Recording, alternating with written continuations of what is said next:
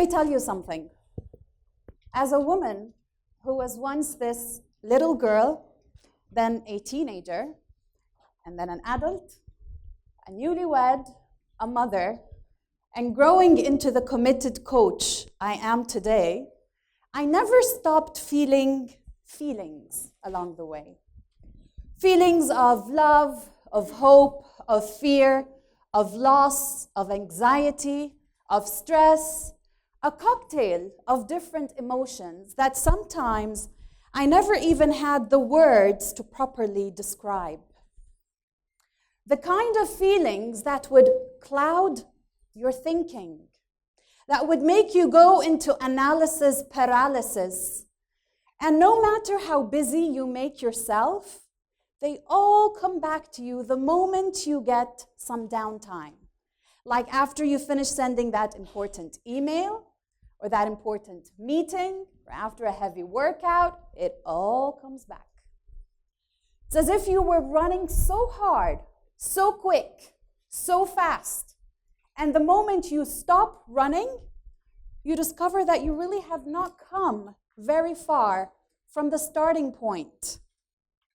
At that point, your palms begin to sweat, your heart rate rises, you get the number 11 on your forehead, as you begin to notice that how uncomfortable you're feeling having to live your life every single day, not in accordance, nor in alignment with who you truly are from the inside, with who that voice that you constantly hear in your head, not in accordance with the reflection you see as you stand in front of the mirror, not in accordance with your vision, your calling, your message, your purpose, or what I would like to call your blueprint.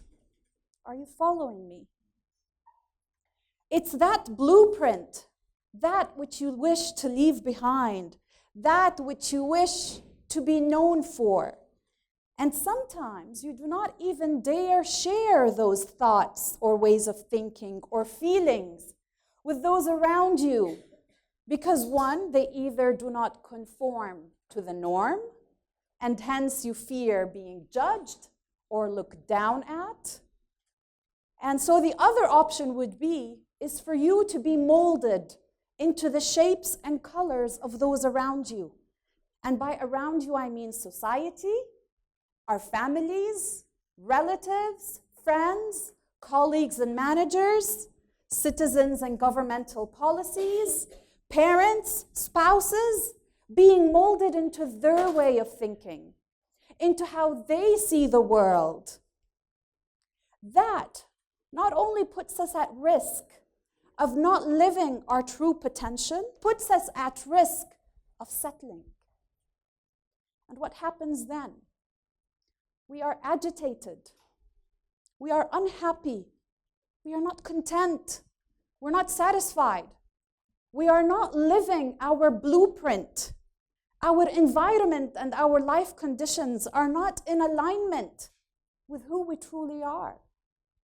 And as human beings, there's one thing we all have in common. We all want to love and be loved. We all want to feel connected to, be sheltered, safe, to fulfill and to self-actualize our dreams. We all want more of something, whether it's a higher education, higher degree, better health, more beauty, more friends, bigger house, nicer car, nicer version of a mobile phone, more likes, more friends, more followers. Constantly running. Whoosh, how tiring is that? How tiring is that to constantly be running after that thing and having your brain do a mental scan of everything around you and reminding you of all the things that are not present in your life and of how much you still need to do and how much effort you need to put in order to come closer to that blueprint. Stop. Stop. No, seriously. Stop it. Stop. Stop. Now, let's take a deep breath, all of us. Let's take a deep breath in for 5. 1, 2, 3, 4, 5. Hold for 5. 1, 2, 3, 4, 5. And now let go for 5. 5, 4, 3, 2, 1. How does that feel? So by show of hands, who feels calmer? Who feels they are more in control of their thoughts? Who feels like they are able to relate between what they're hearing and what they're currently living? All right. So what do we do? Where do we go from here? Stop caring, you guys. Yes, you heard that right. Stop caring. Your son, daughter, mother, father, sibling, spouse is sick. You take them to the doctor. The doctor prescribes the medicine. You do all the tests. Now stop caring and let go. It's just a matter of time for recovery to take place. The other option would be is to keep on thinking of the worst possible scenario, forcing you to prepare for plan B, C, D, all the way to Z, and driving yourself crazy. Stop caring and let go. You have an important exam tomorrow. You've done your best. You've studied. You've read all the blogs, all the articles, all the papers. You've put all your best effort. Now what do? Stop caring and let go. No matter what happens during the exam or as a result of the exam, trust that you have the capabilities necessary to deal with absolutely any situation the moment it presents itself. In the meantime, you stop caring and you let go. Your spouse, partner, sister, brother, fiancé, loved one is working so hard, staying up late, and you're worried about them. Well, don't. You've told them not once, not twice, not 3 times that they need to look and take good care of themselves. Now it's their time and it's their part to own up to their actions. Trust that you have the capabilities that you need to deal with absolutely any situation the moment it presents itself. In the meantime, you stop caring and you let go. But why is it that we associate stop caring with poor performance? If I stop caring, that means I'm not a good enough wife, or I'm not a good enough mother, or I'm not good enough employee, not good enough manager, not a good enough human, regardless of the role you're playing or the hat you're wearing. In a very recent study done by Gallup International, Jordan ranked 10th place regionally on the World Happiness Report, coming directly after the United Arab Emirates, Qatar, KSA, Saudi, Bahrain, Libya, Algeria, Morocco, Lebanon, and then comes Jordan. It ranked 90th internationally, with Finland ranking place number 1 in terms of happiness. In that same study, it showed that negative feelings like stress, anger, and anxiety, and negative mindsets were increasing and have gone up a significant 27% between 2010 and 2018. So why is that? Well, in my work as a coach, I've come up with 3 simple answers.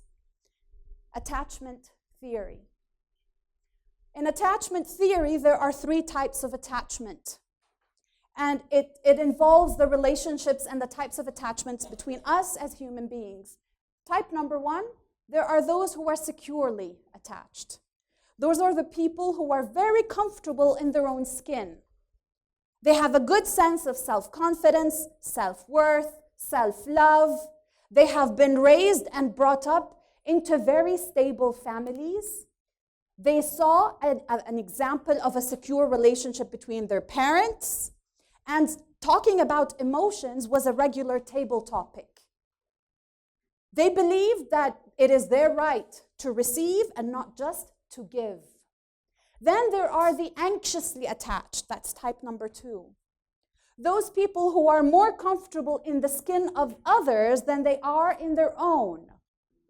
Those who have a very low confidence in themselves, but a higher confidence in others. And those who believe that in order to justify that they are worthy of receiving love and attention, they need to continuously be giving love and attention. They wind up in this vicious cycle of continuously giving and not receiving enough in return, to the point where it depletes their inner resources.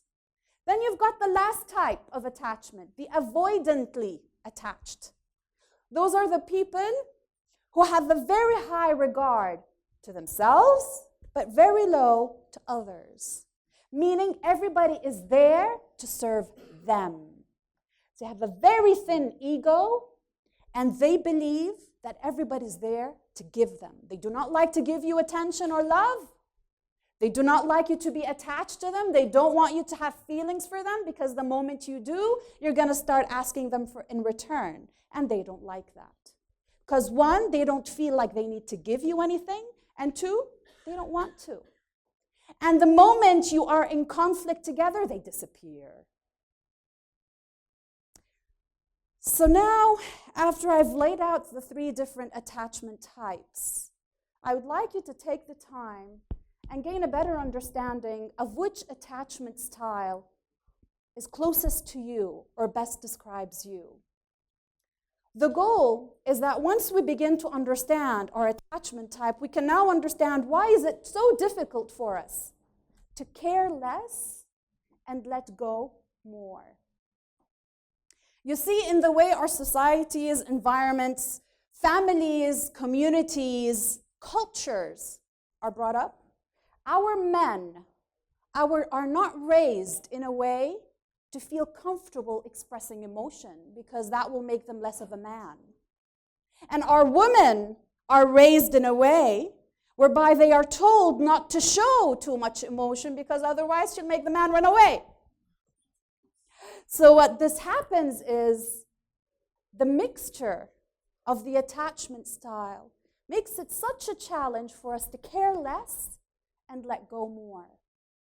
And what we want is for our sons and daughters and the future of our Jordanian generation to be transformed in a way where people are comfortable to be securely attached. And mind you, by caring less, I don't mean to become careless. I simply mean to care more about fewer things, to prioritize what is really important in your life, and to let go and delete everything else. It's to prioritize your needs before everybody else, and to trust that everybody else has an ownership and accountability towards themselves and towards their part in the health and relationship and status of who we truly are. Standing in front of you is a woman who has transformed her life from caring so much to caring more about fewer things. Thank you very much.